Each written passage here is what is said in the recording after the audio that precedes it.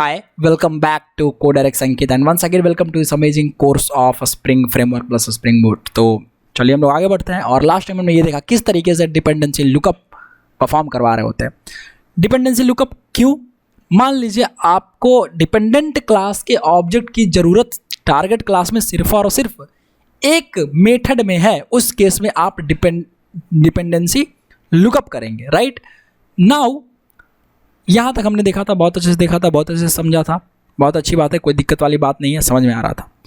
अब देखिए जब डिपेंडेंसी लुकअप इंजेक्शन हम करवा रहे थे तो ये जो एप्लीकेशन context.xml है, कॉन्फ़िगरेशन फाइल है, राइट, वही वाला प्रोजेक्ट है जो लास्ट वीडियो में हमने यूज़ किया है। ठीक है, ये रहा डिपेंडेंसी लुकअप, यहाँ से ये डिपेंडेंसी लुकअप टेस्ट और ये डिपेंडेंसी लुकअप टेस्ट को मैं रन करवा के दिखा देता हूँ आपको।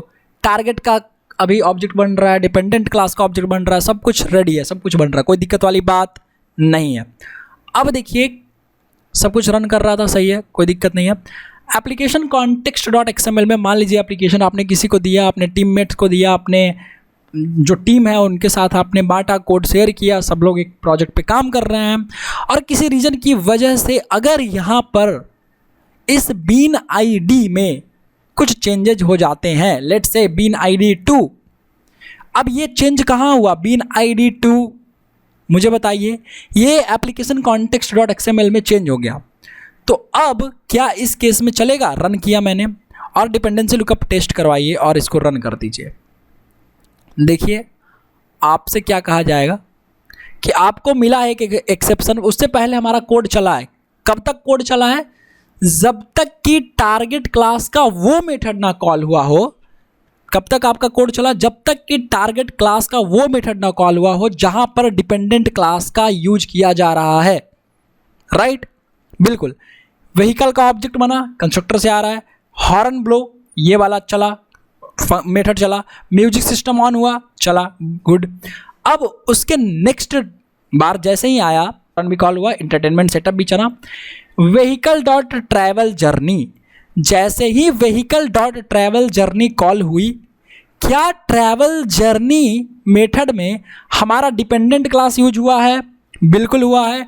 और ट्रैवल क्लास जर्नी में आपने जब डिपेंडेंट का ऑब्जेक्ट डाला है, यहाँ पे देखिए ऑब्जेक्ट मंगाया है कहाँ से? आईओसी कंटेनर नया बनवा करके ये आपने डिपेंडेंसी लुकअप किया था, बिल्कुल किया था। और आपने यहाँ पे क्या कहा है कि मुझे ऑब्जेक्ट दो, अरे spring container get bean, please give me the bean of engine bean. See यहाँ पर कौन से बीन आईडी का? दो इंजन बीन का। तो आपने तो मांगा इंजन बीन का, पर जो ऑब्जेक्ट बन रहा है वो किसका बन रहा है? किस नाम से बन रहा है? किस रेफरेंस से बन रहा है? किस बीन आईडी से बन रहा है? इंजन बीन 2 से। तो एक बात बताइए, बन रहा है इंजन बीन 2 से और आप मांग रहे हैं इंजन बीन से, तो इस केस में एक्सेप्शन तो मिलेगी ना? Write down in the comments yes और नो, टाइम स्टैम्प लगाकर जरूर लिखिएगा, मिलेगा। तो नो सच बीन डेफिनेशन ऐसा कुछ करके लिख रहा था, कहाँ गया हमारा? ये देखिए एरर क्रिएटिंग बीन नेम, नहीं एरर क्रिएटिंग नहीं लिखेगा, नो सच, ये देखिए no such bean definition, no bean named engine bean available. कह रहा है कि आप इंजन बीन का ऑब्जेक्ट मांग रहे हैं मुझसे, पर इंजन बीन अवेलेबल है ही नहीं, दिस इज द प्रॉब्लम। तो that's why it is giving you exception. Simple सी चीज है। अब बात यह है कि हम चाहते हैं कि बिना सोर्स कोड टच किए, बिना सोर्स कोड टच किए इस प्रॉब्लम का सलूशन निकला है कि मैं बीन आईडी चेंज भी करूं और मेरा काम भी हो जाए, है ना?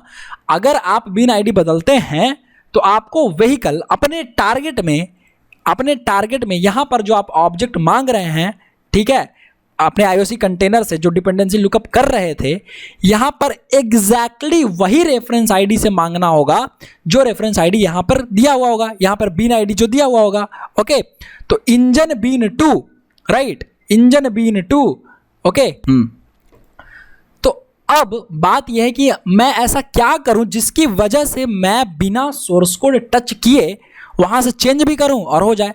जैसे यहां पर इंजन बीन हमने चेंज किया, तो मुझे इसके लिए सोर्स कोड टच करना पड़ेगा। सोर्स कोड मतलब ये जो हमने जावा का कोड लिखा है, राइट, तो ये जो कोड लिखा है अपने टारगेट में आकर के यहाँ बताना पड़ेगा कि मैं आपसे इंजन बीन 2 का इस बीन आईडी का ऑब्जेक्ट मांग रहा हूँ। तो इस केस में तो देगा, तो अब अगर आप रन करते हैं डिपेंडेंसी लुकअप टेस्ट को तो क्या रन होगा?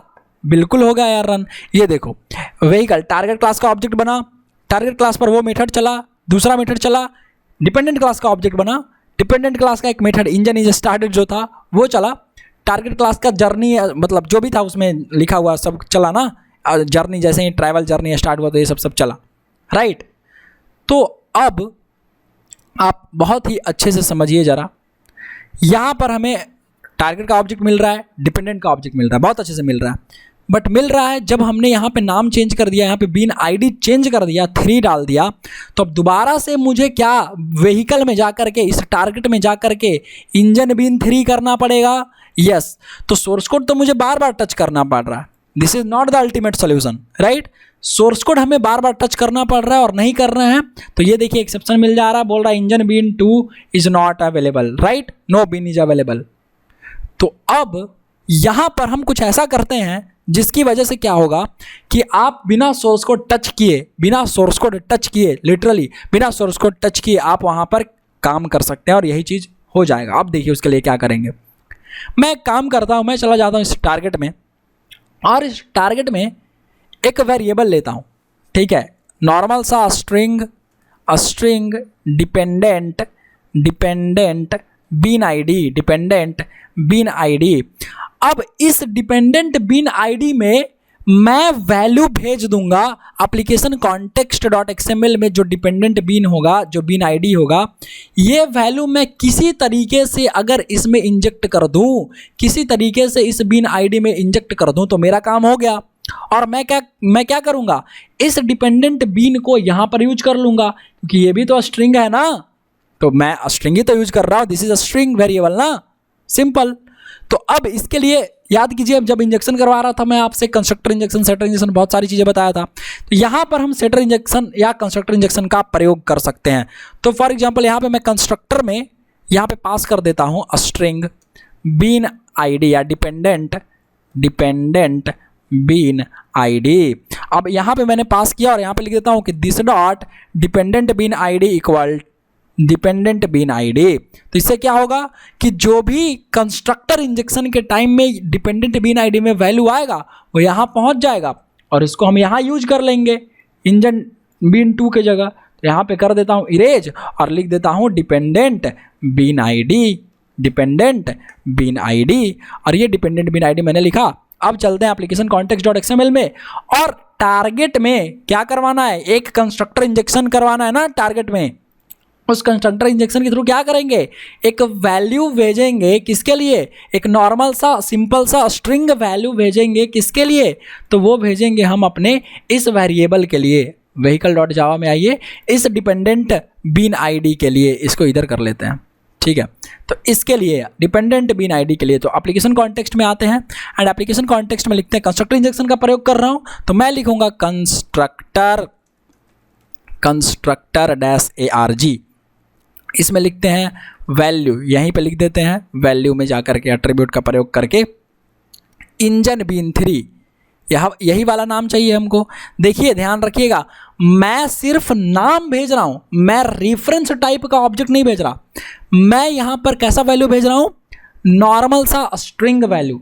यहां पर किसी प्रकार का ऑब्जेक्ट या रेफरेंस टाइप का वैल्यू नहीं जा रहा है। मैं डिपेंडेंसी इंजेक्ट नहीं करवा रहा हूं, मैं मतलब डिपेंडेंसी, यहां तो इंजेक्शन हो रहा है, डिपेंडेंसी ऑब्जेक्ट इंजेक्ट नहीं करवा रहा हूं। मैं एक नॉर्मल सा स्ट्रिंग वैल्यू भेज रहा हूं, नॉर्मल सा स्ट्रिंग वैल्यू इंजेक्ट करवा रहा हूं जो है इंजन बीन। यहां पर लिख देता हूं इंजन बीन 3। अब ठीक है, सेव किए तो इंजन बीन 3 कहां चला गया, व्हीकल के इस डिपेंडेंट बीन में। कब, जब ये ऑब्जेक्ट, ये कंस्ट्रक्टर कॉल होगा तब। तो अगर मैं अब रन करता हूं इसको डिपेंडेंसी लुकअप टेस्ट को, तो फिर से मेरा काम करेगा, राइट। देखिए ये लीजिए चालू हो गया, टारगेट क्लास बना, सब कुछ बना, ये रेडी हो गया, राइट। डिपेंडेंट बना, बिल्कुल बना। तो इस तरीके से वहां तक पहुंच गया उस डिपेंडेंट बीन आईडी में इंजन 3 जो हमने कंस्ट्रक्टर इंजेक्शन के थ्रू पहुंचा दिया। अगर मैं यहां पर नाम चेंज कर देता हूं, या लेट्स से इंजन बीन 1 कर दिया, फिर से मैंने बदला या कुछ भी मैंने किया, यहाँ पे चेंज हो गया, तो इस केस में अगर मैं रन करता हूँ तो मुझे फिर से एरर मिलेगा। सिंपल सी बात है, मुझे फिर से वही एरर मिलेगा या वही एक्सेप्शन मिलेगा। देखिए यहाँ पे मिला कि no bean named engine bean 1 available, तो वहाँ पर अवेलेबल आपको नहीं मिला। कहा कि भाई जब वो कॉल हुआ ट्रैवल जर्नी जो डिपेंडेंट क्लास का ऑब्जेक्ट यूज कर रहा था, तो आपको मिल गया no bean named engine bean 1, right. तो अब यहां जब हमको नहीं मिला तो अब क्या हुआ दिक्कत। अब एक काम और कर सकते हैं, एक्सेप्शन मिला बाद में। अब एक्सेप्शन बाद में इसलिए मिला क्योंकि यहां तक चल रहा था जहां तक हमारा चला, ये कंस्ट्रक्टर इंजेक्शन जब बारी आई उसकी इंजेक्शन तो हो गया। अरे इंजेक्शन में कोई दिक्कत था नहीं ना यार, सिंपल सी बात है। आपने एक स्ट्रिंग लिया था, आप उस स्ट्रिंग में सिंपल सा कुछ स्ट्रिंग भेज रहे हो, इससे इजी और क्या हो सकता है, राइट। आपने एक सिंपल सा स्ट्रिंग लिया था यहां पर व्हीकल में, और इस स्ट्रिंग बीन आईडी में कुछ वैल्यू भेज रहे हो कंस्ट्रक्टर इंजेक्शन के थ्रू, और सिंपल वो वैल्यू जा रहा है, ठीक है, वो वैल्यू जा रहा है। बट उस जो वैल्यू जा रहा है उस वैल्यू से क्या कोई भी बीन आईडी प्रेजेंट है? कोई भी बीन आईडी प्रेजेंट नहीं है, तो दिक्कत हुई और फिर आपको एक्सेप्शन मिला। अब बात यह है कि मैं चाहता हूं कि at the time of injecting, जब ये इंजेक्ट हो रहा है ना, तभी ये भी डिसाइड हो जाए कि क्या इंजन बीन 1 से कोई बीन है। समझ रहे हो? ये जो वैल्यू एट्रीब्यूट है नॉर्मली आपके इस इंजन बीन 1 वैल्यू को भेज दे रहा है, पर आप ये चाह रहे हो कि यहां पर जैसे मैं वैल्यू भेजूं तो क्या हो कि ये जो इंजन बीन 1 है उस नाम से ये सर्च भी हो जाए, मतलब ये ऐसा चेक भी कर ले पूरा मैकेनिज्म कि भाई इंजन बीन 1 क्या प्रेजेंट है, और अगर प्रेजेंट है तो भेज दे और प्रेजेंट नहीं है तो एक्सेप्शन दे पहले ही। तो अभी आपको एक्सेप्शन मिल रहा है बाद में जब आप नॉर्मल स्ट्रिंग वैल्यू भेज रहे हैं तब। अब उसी नॉर्मल स्ट्रिंग वैल्यू को मैं एक और ट्रिक से भेजूंगा और उसके बाद एक्सेप्शन आपको चेक, मतलब सब कुछ चेक होगा, और नहीं मिलेगा तब एक्सेप्शन मिलेगा पहले ही। देखिए यहां मैं इसको डायरेक्ट नहीं भेजूंगा, मैं कहूंगा नेम, इस नेम के जगह कंस्ट्रक्टर आर्गुमेंट में जो इसका नाम है आपका व्हीकल में डिपेंडेंट बीन, इसके लिए हम एक वैल्यू भेजेंगे किसका, यहाँ पर आइए, और कैसे भेजेंगे, इसमें प्रयोग करेंगे एक आईडी रेफरेंस ऐसे करके एक टैग है, और यहाँ पर लिखेंगे बीन इक्वल टू, और यहाँ पर पास कर देंगे बीन आईडी जो हमें पास करना है। तो बीन आईडी रेफरेंस में क्या पास करेंगे, इंजन बीन 3, यहाँ पे पेस्ट कीजिए, यहाँ पेस्ट कीजिए, ठीक है, और ये लीजिए सेव किए। तो अब क्या होगा कि ये आईडी रेफ से ही चेक हो जाएगा कि इंजन बीन 3 नाम का ऑब्जेक्ट है। जी हाँ, इंजन बीन 3 बीन आईडी से कोई ऑब्जेक्ट प्रेजेंट है, तो ये चेक हो जाएगा। और अब देखिए ये चेक हुआ, और अब ये चेक होता है कैसे, देखिए डिपेंडेंसी में, और चेक होगा तो इसको मिलेगा, बिल्कुल मिलेगा, तो एक्सेप्शन नहीं मिलेगा। देखिए नहीं मिला क्योंकि सब कुछ ऑब्जेक्ट प्रेजेंट था, सब बीन प्रेजेंट था, बीन आईडी से सब कुछ, मतलब उसी नाम से बना हुआ सब कुछ है, तो कोई भी आपको एक्सेप्शन यहाँ पर नहीं मिला, सब कुछ रन कर रहा है कायदे से अच्छे से। ये आपका टारगेट का मेथड, और ये डिपेंडेंट का ऑब्जेक्ट, इधर डिपेंडेंट का मेथड, ठीक है, तो ये सब बना। अब देखिए यहाँ पर मैंने करा, यहाँ पे चेंज कर दिया, ठीक है, यहाँ पे मान लेते हैं कि मैंने इसको कर दिया चेंज कुछ, यहाँ पे इंजन बीन 3 है ना, मैं मान लेते हैं यहाँ पे बना दिया सिर्फ इंजन बीन। तो अब इंजन बीन से ऑब्जेक्ट बनेगा इसका, राइट, और इसको मिलेगा कैसा, कहाँ चला गया, इसी में हैं हम लोग, यस डेफिनेटली इंजन बीन 3 यहाँ से हम भेज रहे हैं। तो इंजन बीन 3 नाम से क्या कोई भी ऑब्जेक्ट एग्जिस्ट कर रहा है उसी कंटेनर के पास? नहीं, इंजन बीन 3 बीन आईडी से कोई भी ऑब्जेक्ट एग्जिस्ट नहीं कर रहा है। किससे कर रहा है? इंजन बीन से। तो नहीं कर रहा है तो क्या मिलना चाहिए, क्या मिलना चाहिए, exception, no bean name found, right. तो जब बीन नहीं मिलेगा तो आपको मिलेगा एक्सेप्शन, और पहले एक्सेप्शन मिल रहा था बाद में, अब मिलेगा एट द टाइम, वही इमीडिएटली आपको एक्सेप्शन मिलेगा। देखिए डिपेंडेंसी लुकअप ये रन करवाया मैंने, ये मिला आपको एक्सेप्शन। पहले क्या हो रहा था, 2-3 जो मेथड से, जब तक डिपेंडेंट क्लास का वो मेथड कॉल नहीं हो रहा था जिसमें डिपेंडेंट क्लास का ऑब्जेक्ट बना है, तब तक वो दिक्कत नहीं दे रहा था, बट यहाँ पर दिक्कत दे रहा है, ठीक है। अब देखिए यहाँ पर आपको मिल गया कि भाई error creating bean name with vehicle bean से मैं आपको बीन क्रिएट नहीं करवा सकता, और नीचे में देखेंगे अगर आप तो invalid bean name engine bean 3 जो दिए हैं आप रेफरेंस में वो इनवैलिड है, ऐसा कोई बीन नेम कंस्ट्रक्टर आर्गुमेंट में जा ही नहीं सकता। तो ये चेक करेगा, राइट, ये क्या करता है, चेक करता है व्हीकल, यहाँ सॉरी नॉट दिस, ये आईडी रेफरेंस जो है ये टैग चेक कर ले रहा है। यहाँ पर क्या हो रहा है, यहाँ पे चेक कर ले रहा है कि आईडी रेफरेंस जो इंजन बीन 3 है उससे कोई ऑब्जेक्ट है कि नहीं है, नहीं है तो भाई इमीडिएटली आपको एक्सेप्शन मिल रहा है। तो समझ गए? तो better choice normal string value भेजना है या उस स्ट्रिंग वैल्यू को आईडी रेफरेंस एट्रीब्यूट से भेजना है, या सॉरी आईडी रेफरेंस टैग से भेजना है। तो द बेस्ट चॉइस इज कि आईडी रेफरेंस टैग से, आईडी रेफ टैग से भेजे और इसमें बीन एट्रीब्यूट का प्रयोग करके इस तरीके से लिख दें, तो आपका काम हो जाएगा। सिंपल सी बात है। सो आई होप अब आप बहुत अच्छे से समझ गए होंगे कि किस तरीके से बीन, मतलब इसको हम डिपेंडेंसी लुकअप में भेज सकते हैं और किस तरीके से उसका यूज कर सकते हैं, आईडी रेफ का कैसे यूज कर सकते हैं, स्टैग का क्या काम है, क्या रेफरेंस में यूज कर सकते हैं, वो समझ गए होंगे। तो अब मैं एक काम करता हूँ, इसको कॉपी करता हूँ यहाँ पे और आपको लिख करके समझा देता हूँ। ऑलरेडी मैंने आपको बता ही दिया है, ठीक है। तो what is the use of value tag, है ना, वैल्यू टैग और value attribute and ID ref tag, right. इसका प्रयोग आप कब करेंगे, राइट। तो ये जो वैल्यू एट्रीब्यूट और टैग है, वैल्यू टैग और एट्रीब्यूट, वैल्यू टैग और एट्रीब्यूट और value attribute is just sending is injecting simple string value of bin id, a string value of bin id without checking it, right, without checking it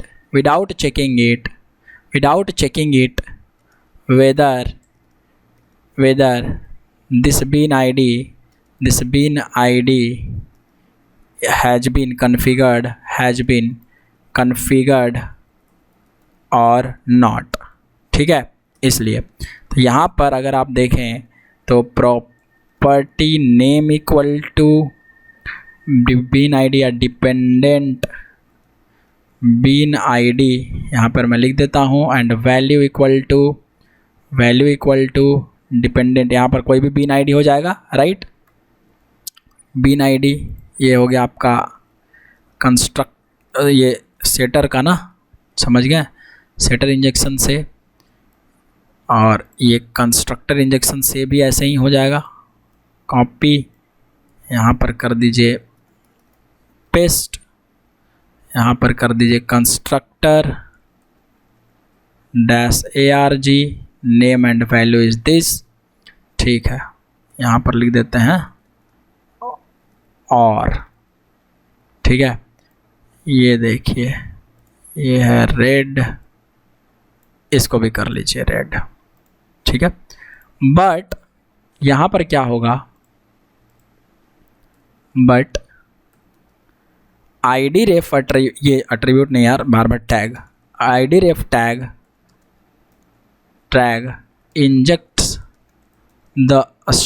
injecting the string value here, injecting the string value of bin id with checking it by checking it whether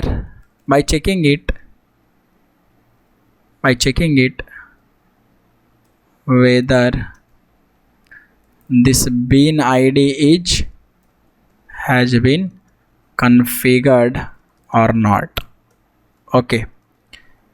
If that bin id is not configured, it will give exception immediately, right, immediately, okay। Here if that bin id is not configured, it will give exception lately। ये सब जो भी लिखा हुआ है अभी के context में लिखा हुआ है, इसको कहीं और मत समझ लेना, ठीक है। अभी के कॉन्टेक्स्ट में, जो इस ट्यूटोरियल का कॉन्टेक्स्ट है उसके कॉन्टेक्स्ट में लिखा हुआ है, समझ रहे हो ना। यहाँ पर ये कंस्ट्रक्टर को ले आइए, एक सेकंड, ये हटाइए, यहाँ पर आइए, ये कंस्ट्रक्टर के अंदर कंस्ट्रक्टर डैश ARG जो है इसके अंदर हमको क्या लिखना है, reference ID REF bean equals bean ID। ठीक है, ये बीन ID आ जाएगा डिपेंडेंट का, राइट। यहाँ पर हम बंद करेंगे कंस्ट्रक्टर डैश ARG को, ये लीजिए हमने कर दिया इसको क्लोज, और इसको भी कर देंगे क्लोज यहीं पे। ठीक है, चलिए तो हो गया हमारा काम, ये सब कुछ done. Let me make it in blue colour, right. Now everything is fine. ये क्या है, यहाँ पर जो पास कर रहे हैं, क्या पास कर रहे हैं, डिपेंडेंट बीन ID। ठीक है, ये वैल्यू में जो भी हम पास कर रहे हैं वो क्या पास कर रहे हैं, dependent bean ID, dependent bean ID। Okay, ये जो पास कर रहे हैं, ये पास कर रहे हैं, क्या पास कर रहे हैं हम लोग, डिपेंडेंट बीन ID। ये भी क्या पास कर रहे हैं,